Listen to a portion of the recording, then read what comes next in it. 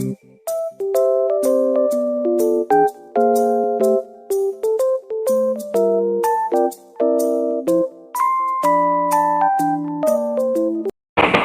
masuk.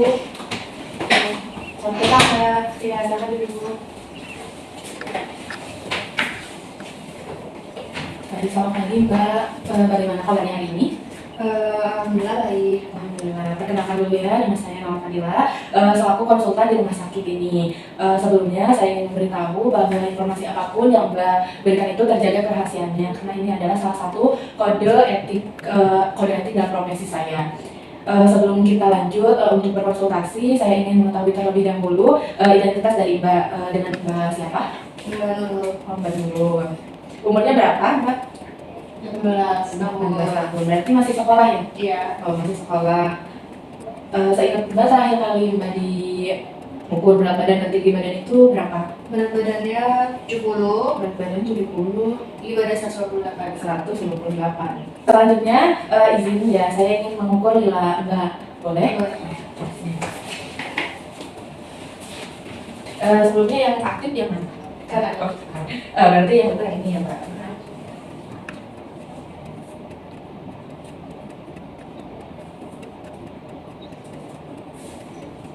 Ya, Mbak.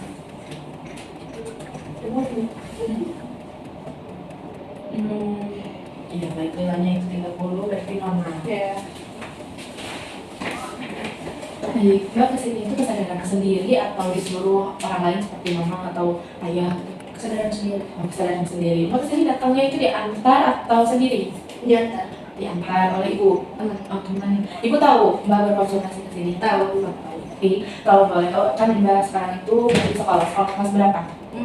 Kelas 2 SMA. Oh kelas 2 SMA, berarti lagi aktif-aktifnya ya? Iya. Oh baik. Mbak, saya sangat mengapresiasi karena Mbak telah sadar untuk berkonsultasi gizi ke sini untuk membacakan permasalahan yang Mbak alami. Mas, sebelumnya mohon maaf, saya ingin mengetahui masalah apa yang Mbak hadapi atau alami sekarang sehingga mendorong Mbak untuk datang ke sini. Ketika saya bercakapnya Mbak, saya merasa berat badan saya itu gemuk gitu. Terus saya ingin berkonsultasi untuk penurunan berat badan tanpa melakukan diet yang ketat. Saya terkadang merasa insecure sama cewek-cewek lain yang memiliki berat badan yang ideal. Itu bagaimana ya Mbak? Oh baik, berarti permasalahan yang sedang Mbak hadapi itu yaitu mengalami insecure ya, karena memiliki tubuh yang agak gemuk dan ingin berusaha menurunkan berat badan menuju berat badan yang ideal tanpa menjalankan diet yang ketat yang dapat menimbulkan risiko terhadap tubuh Mbak. Baik, sebelumnya izinkan saya untuk memberikan konsultasi dengan perkiraan waktu 15 menit. Apakah Mbak menyetujuinya? Menyetujui. Baik, karena menyetujui di sini ada leaflet tentang gizi seimbang sesuai permasalahan yang Mbak sedang alami.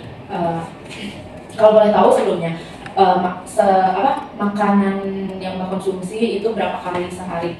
Makan utama sama snacknya? Dulu sih saya makannya itu 3 kali makan utama, 3 kali isinya juga kayak snack-snack gitu. Terus soalnya saya suka ngemil sih Mbak, semenjak saya sadar bahwa berat badan saya naik gemuk, jadi saya memutuskan untuk 2 kali makan utama sama 2 kali makan ringan Mbak. Baik. Berarti kan permasalahannya itu sekarang Mbak merasa kelebihan berat badan ya, seperti yang tidak sesuai lah sama umur dan tinggi badan Mbak gitu. Dan Mbak sering melihat yang cewek-cewek yang ideal gitu, Mbak merasa insecure gitu kan. Berarti ini kan ada di sini juga masalah gizi pada remaja, yang pertama itu gangguan makan. Mbak selama ini mengalami gangguan makan tidak? Gangguan makan sih tidak sih Mbak. Tidak. Makan nafsu makan ada terus berarti. Terus anemia, terus obesitas seperti yang atau kelebihan berat badan seperti yang Mbak alami sekarang ya, berarti itu permasalahan utama pada percakapan kali ini ya. Terus kurang energi dan atau kurus ya, karena kan tadi permasalahan itu kelebihan berat badan. Nah, ada di sini juga ada faktor yang mempengaruhi kebutuhan zat gizi pada remaja. Aktivitas fisik itu sangat mempengaruhi juga, ternyata lingkungan, terus pengobatan. Nah, selama ini menjalankan pengobatan atau tidak? Tidak. Terus depresi dan kondisi mental itu sangat mempengaruhi sekali, dan penyakit. Mbak mempunyai penyakit atau tidak? Tidak. Alhamdulillah ya Mbak. Terus sering merasa stres atau tidak? Sering.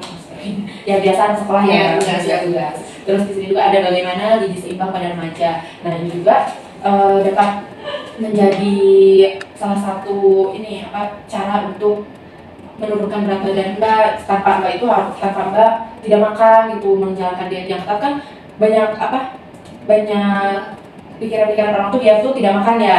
Nah, padahal tidak seperti itu, tapi hanya menjalankan gizi seimbang aja, terus konsumsi makanan itu sesuai kebutuhan kondisi tubuh kita. Nah, terus ada prinsip 4 pilar gizi seimbang. Yang pertama itu mengkonsumsi aneka ragam pangan. Dalam satu kali makan itu seharusnya itu makanan yang dikonsumsi itu beraneka ragam. Nah, kalau makan itu hanya lauk pauk saja atau aneka ragam dalam satu piring itu ada nasi, ada protein hewani, nabati, sama sayurannya atau hanya satu lauk aja? Cuma satu lauk aja sih, kadang lauk aja. Terus kadang sayur tuh jarang dikonsumsi, protein nabati juga jarang dikonsumsi itu mbak, suka yang dimasak-masak, goreng-goreng gitu. Oh, baik. Terus membiasakan perilaku hidup bersih dan melakukan aktivitas fisik. Selama ini Mbak suka melakukan aktivitas fisik seperti olahraga di pagi hari atau tidak? Tidak mbak, soalnya kan waktu itu sangat ada terus sekolah, pulang sore, terus ekskul dan lain-lain jarang sih mbak. Jadi capek mungkin ya, tidak kurangin waktunya. Nah, seharusnya itu Mbak itu melakukan aktivitas fisik minimal 15 sampai 30 menit per harinya. Atau dalam satu minggu itu ada 3 kali atau berapa gitu, serta memantau berat badan setiap bulannya biar mengetahui bulan ini tuh Mbak berapa, bulan depan berapa gitu, ada kenaikan atau penurunan. Nah, di sini juga ada isi piringku dalam sekali makan. Nah, seharusnya Mbak itu dalam sekali makan itu dalam piringnya itu berisi makanan pokok seperti nasi, terus buah-buahan, lauk-lauknya juga.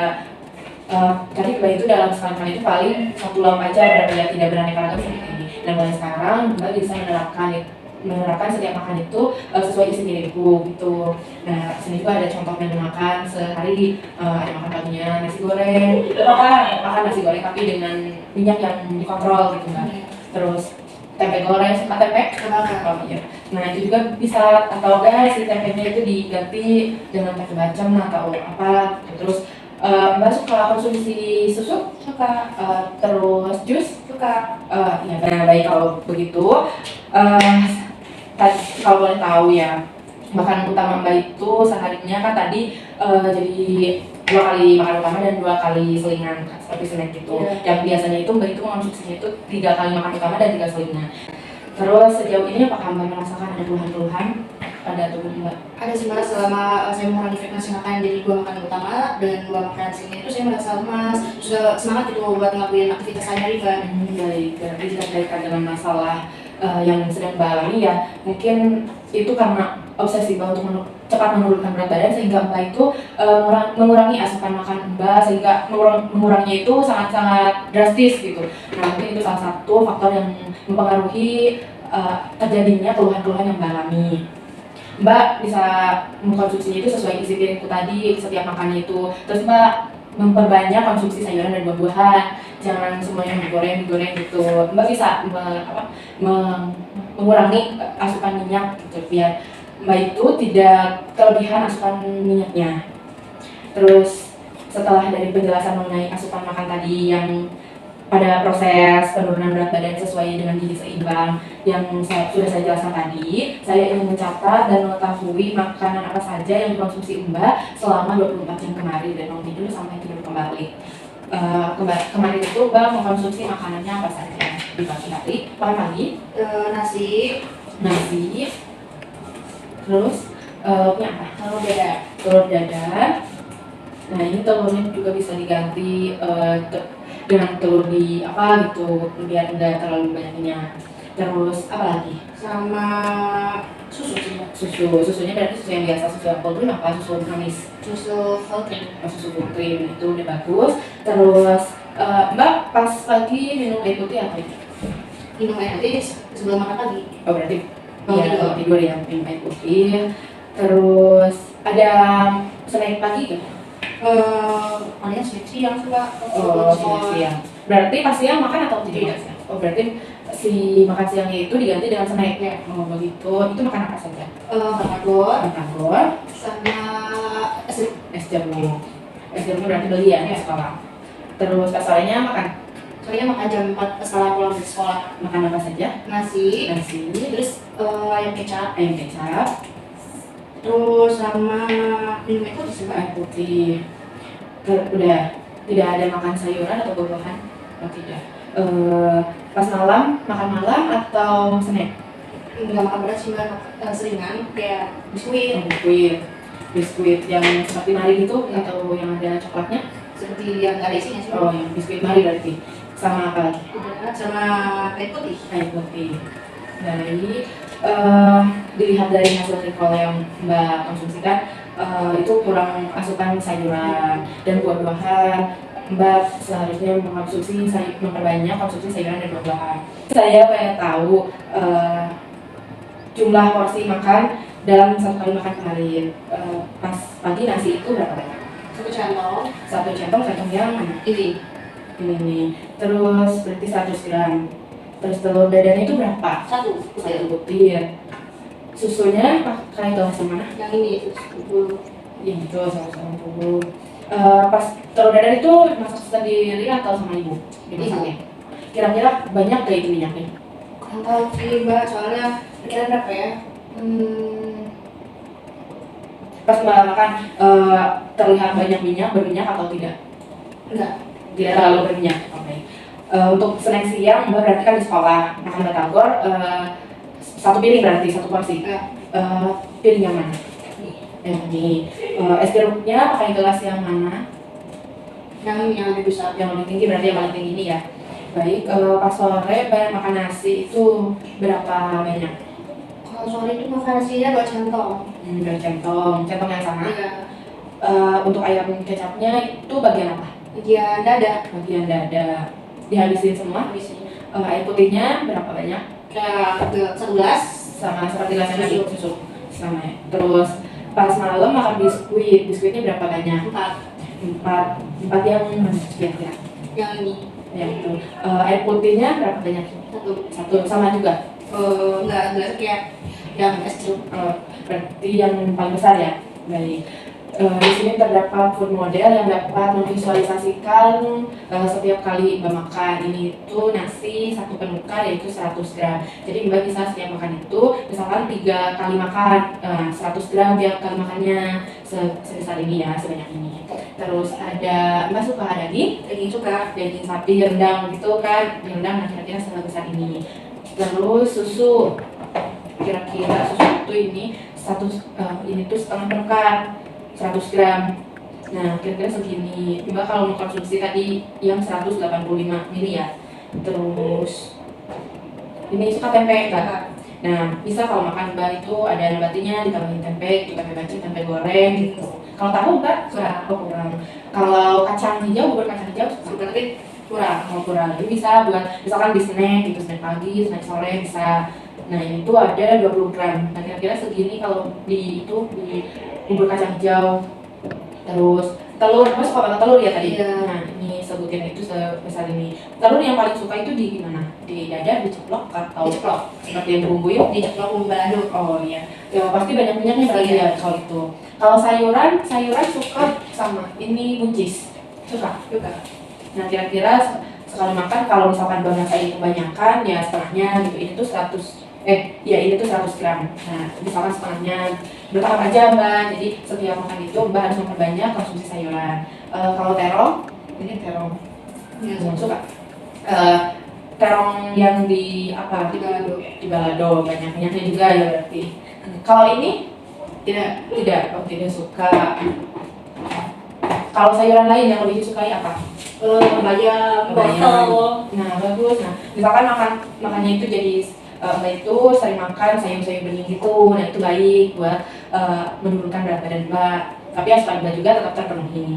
Kalau buah-buahan yang paling disukai, Mangga suka. Iya. Suka. Kalau segini itu sekali makan Karena lebih karena lebih saking sukanya berarti ya. Iya. Kalau belimbing tidak terlalu. berarti itu satu penukan 140 gram. Nah, kalau pisang yang seperti ini, Iya. pisang Lampung. Sekali makan kadang Mbak menghabiskan berapa? 2. Terus kalau jambu lebih suka ke jambu biji. bukan jambu yang seperti ini, padahal ini tuh bagus. Nah, kalau jeruk Jeruk suka, tapi jeruknya kecil-kecil kalau gue. yang kecil-kecil segini. Iya. Kalau yang besar jeruk itu tidak terlalu. Terus buah-buahan apa lagi yang Mbak sukai? Apel, Apa? buah naga. Nah, buah naga kan bisa di jus seperti itu. Nah, bisa Mbak solusinya itu Mbak konsumsi buah-buahan itu misalkan Mbak mau mengkonsumsi buah secara langsung, bisa dibuat smoothies atau jus gitu kan, lebih enak. Nah, baik, Nah, ketika saya masak laparnya Mbak, itu belum waktunya makan tuh. Jadi saya tuh cuma sekedar minum air putih aja. Apa itu yang menyebabkan saya merasa lemas, lesu, tidak semangat ya Mbak?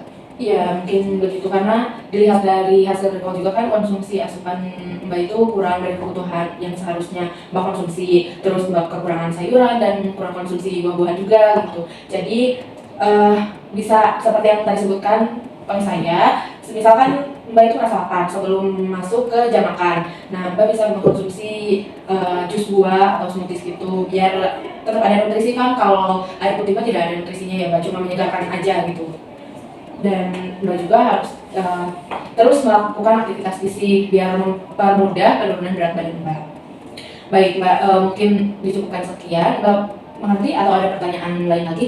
Oh, sudah. Baik, mungkin saya cukupkan sekian. Semoga konsultasi yang saya berikan akan masalah yang Mbak hadapi itu dapat bermanfaat dan bisa dijalankan oleh Mbak. Semoga niat Mbak untuk menurunkan berat badan Mbak menuju berat badan yang ideal tanpa melakukan diet yang ketat sehingga dapat menimbulkan resiko yang berat buat tubuh Mbak itu bisa bermanfaat bagi Mbak ya.